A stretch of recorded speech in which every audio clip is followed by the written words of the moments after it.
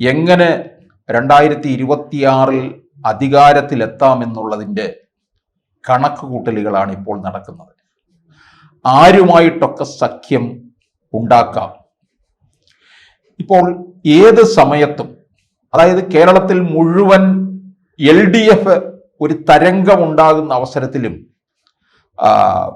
UDFന് ഒരു പച്ചത്തുരുത്തായിട്ട് നിൽക്കുന്ന ജില്ലയാണ് എറണാകുളം. അതുപോലെ തന്നെയാണ് UDFിലെ ഘടകകക്ഷിയായ മുസ്ലിം ലീഗിന് മലപ്പുറവും. ഈ രണ്ട് ജില്ലകളാണ് കേരളത്തിൽ UDFിൻ്റെ രക്ഷയായിട്ട് നിൽക്കുന്നത് എന്ന് പറയാം.